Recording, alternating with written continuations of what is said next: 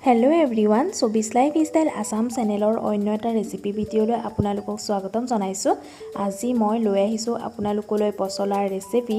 একেবাৰে easy recipe হয়, সকলোৱে বনাব জানেই চাগে। মইনো কেনেকৈ বনালো সেইটো আপোনালোকৰ লগত শেয়াৰ কৰিব গৈ আছো। তেতিয়া হলে বলক ভিডিঅ'টো মাজলৈ আগবাঢ়ো। মই দুটা মিডিয়াম সাইজৰ পিয়াজ সৰু সৰুকৈ কাটি লৈছো। এচামুচ আদা আৰু এচামুচ নহৰু বটা লৈছো। এটা মিডিয়াম সাইজৰ আলু এইৰে কাটি লৈছো। মচুৰ দালি তিয়াই ৰাখিছো 1 কাপ মানৰ জোখে। দুখিলা তেজপাত, দুটা কেঁচা জলকীয়া, 3-4টা মান লং, 3টা ইলাইচি, এটুকু দালচেনি আৰু দুটা শুকান জলকীয়া লৈছো। এইখিনি বস্তু লৈ লৈছো মই। এতিয়া মই পছলাখিনি এইৰে কাটি লৈছো।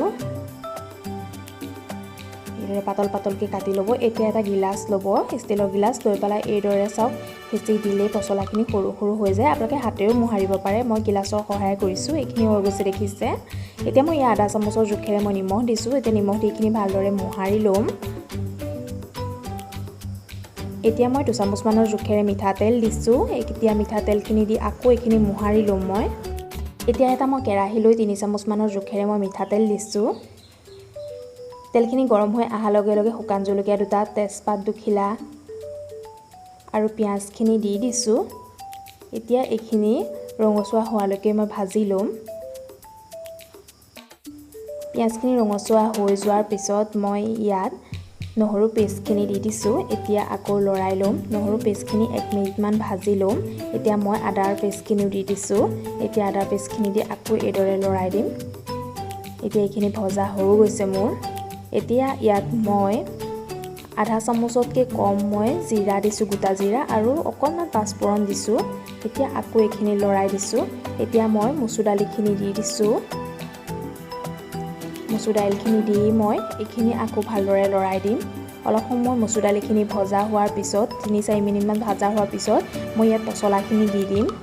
পছলাখিনি দি মই আকৌ অলপ সময় ভাজিম। এইখিনি 2 মিনিটমানৰ সময় ভাজিলে হৈ যাব পছলাখিনি। এতিয়া মই আলুখিনিও দি দিছোঁ। এতিয়া আলুখিনি দি আকৌ লৰাই দিম মই এইখিনি। এতিয়া মই আধা চামুচমান জোখে মই নিমখ দিছোঁ। এতিয়া নিমখখিনি দি এইদৰে লৰাই দিছোঁ। এতিয়া মই ঢাকন মাৰি এইখিনি 5 মিনিটমানৰ কাৰণে সিজিব দিম। গেছটো একেবাৰে মিডিয়াম কৰি ৰাখিছোঁ, হাই ফ্লেমত ৰখা নাই। 5 মিনিট হৈ গৈছে। এতিয়া মই ঢাকন গুচাই এইখিনি আকৌ লৰাই দিম। এতিয়া এইকণ সময়তে মই গুড়া মছলাখিনি ব্যৱহাৰ কৰিম। 1 চামুচ ধনিয়া পাউডাৰ, আধা চামুচ জিৰা পাউডাৰ, আধা চামুচ কাশ্মীৰী ৰেড চিলি পাউডাৰ, আধা চামুচ হালধি পাউডাৰ আৰু আধা চামুচ মই জালুক পিচি লৈছোঁ।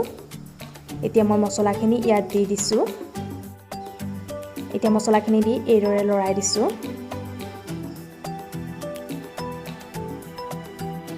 মছলাখিনি দি 3 মিনিটমানৰ বাবে মই এইখিনি ভাজিম।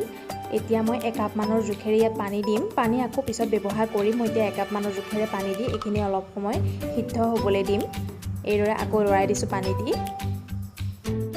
এতিয়া মই এইখিনি ঢাকন লগাই আকৌ 5 মিনিটমান সিজাই ল'ম। 5 মিনিটৰ পিছত মই ঢাকন গুচাই দেখিছেনে পানীখিনি নাইকিয়া হৈ গ'ল। এতিয়া মই ইয়াত ফাইনেল পানীখিনি এড কৰিম। এতিয়া মই 1 গিলাচ মানৰকৈ অলপ বেছি মই পানী এড কৰিছোঁ। আপোনালোকে গ্ৰেভিটো কিমান ডাঠ বা পাতলকৈ আপোনালোকৰ লগত কথা, বেছি পাতল হ'লেও ভাল নালাগে। মই এতিয়া আকৌ ঢাকন মাৰি দিছোঁ। এইখিনি এতিয়া মই 10 মিনিটমানৰ বাবে সিজাই ল'ম। 10 মিনিট হৈ গৈছে। মই ঢাকন খুলি ল'লোঁ। বহুতে টেষ্টি হয়।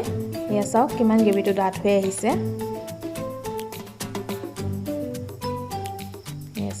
এই কলপচলাটো আপোনালোকে ভাজিও বনাই খাব পাৰে, এইদৰেও বনাই খাব পাৰে। বহুতেই টেষ্টি লাগে সঁচাই পচলা। এতিয়া মই গৰম মছলাখিনি যিখিনি তিয়াই ৰাখিছিলোঁ সেইখিনি পিচি ৰাখিলোঁ। এতিয়া মই দি দিছোঁ এইখিনি। কেঁচা জলকীয়াকেইটা মই আগতে ব্যৱহাৰ কৰিলোঁ, সেইটো ভিডিঅ' কৰা নহ'ল। মোৰ এতিয়া পচলাৰ তৰকাৰীখন ৰেডি হৈ গৈছে। বহুতেই টেষ্টি হয়। পচলা খোৱা দেহৰ কাৰণে বহুতেই ভাল।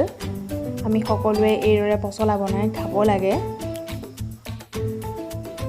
ভিডিঅ'টো চাই কেনে পালে শেষত কমেণ্ট কৰি জনাবলৈ নাপাহৰিব যদি ভাল পালে লাইক আৰু শ্বেয়াৰ কৰি দিব লগতে ছাবস্ক্ৰাইব বটনটো দবাই বেল আইকনটো দবাই দিব তেতিয়া মই দি থকা নতুন নটিফিকেশ্যনসমূহ আপোনালোকে পোনপ্ৰথমে পাই থাকিব আৰু ভিডিঅ'টো শেষলৈকে চোৱাৰ বাবে বহুত বহুত ধন্যবাদ আকৌ আহিম নতুন ভিডিঅ'সমূহ লৈ তেতিয়ালৈকে বাই বাই